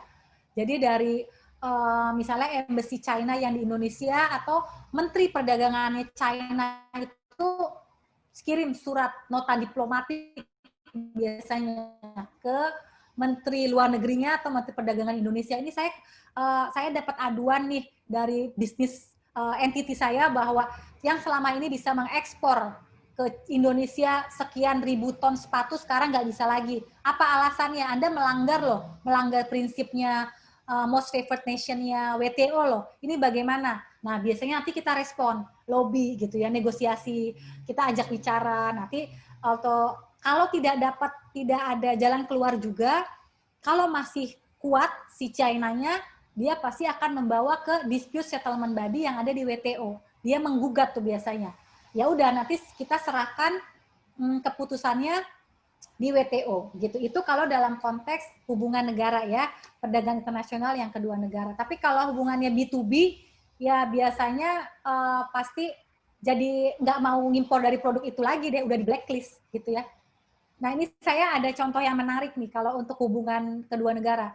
Indonesia dengan Amerika itu pernah berseteru masalah ekspor tembakau, ya rokok, sigaret, clove sigaret. Jadi di Amerika itu tiba-tiba ada kebijakan yang menyatakan clove sigaret itu dilarang masuk ke Amerika, nggak boleh masuk. Kita keberatan dong, meradang, industri domestik kita kan meradang loh. Biasanya bisa ekspor ke Amerika, nggak bisa. Akhirnya dimasukkanlah gugatan ke WTO. Jadi Indonesia menggugat Amerika ke WTO untuk kasus clove sigaret. Dan hasil hasil investigasi dari dispute settlement body-nya WTO ada 3 tahap, itu ada appellate, bukan appellate body ya, ada level tingkat pengadilan tingkat pertama, kemudian ada appellate body-nya keluar juga, akhirnya ternyata Indonesia menang. Karena Amerika pada saat itu berasumsi bahwa clove cigarette itu dilarang karena mengandung nikotin yang tinggi dan bisa menyebabkan kanker paru-paru di Amerika Serikat. Itu argumentasinya untuk menggunakan artikel 20 GATT dengan dalih untuk lingkungan dan kesehatan masyarakat. Kita menang karena apa? Dia melarang clove cigarette masuk Amerika, tapi ternyata masih menjual mentol. Sigaret juga ya, rokok tapi yang mentol. Padahal kandungan dari mentol dengan kandungan dari nikotin dari clove itu hasil uji klinis itu sama. Jadi itu kelihatan banget Amerika memang hanya mau nge-ban aja karena dia pengen melindungi industri mentol, pabrik mentol, rokok mentolnya di Amerika gitu. Itu nggak boleh. Kita menang. Indonesia tuh menang saat itu. Gitu. Itu contoh untuk penyelesaian kasus perdagangan internasional. Ya, terima kasih. Saya sampaikan kepada Bu Ayu Siti Mariam selaku Head of Indonesian Trade Promotion Center karena sekarang sudah jam 11. Saya sampaikan terima kasih untuk pemaparan dan sharing materinya. Semoga bisa menjadi pembelajaran tersendiri untuk mahasiswa karena kita belajar langsung dari Bu Ayu yang tahu persis bagaimana menjalin hubungan perdagangan serta posisi Indonesia kaitannya dengan hukum perdagangan di internasional. Nah, untuk selanjutnya karena sekarang sudah menunjukkan pukul 11 dan saya sampaikan terima kasih kepada Ibu Dekan Fakultas Syariah serta segenap jajaran pimpinan di Fakultas Syariah. Juga terima kasih kepada Bapak Ibu dosen. Saya sampaikan terima kasih juga kepada mahasiswa dan mahasiswi yang sudah mengikuti rangkaian PKL daring pada pagi hingga siang hari ini. Semoga ini nanti bisa membawa manfaat untuk kita semua, menjadi pembelajaran untuk kita semua dan menambah pengalaman tentang apa dan bagaimana posisi Indonesia dalam tataran perdagangan di dunia, serta apa saja aturan yang ada dan bagaimana kita menyikapi aturan-aturan perdagangan yang sudah ditetapkan negara-negara di dunia, serta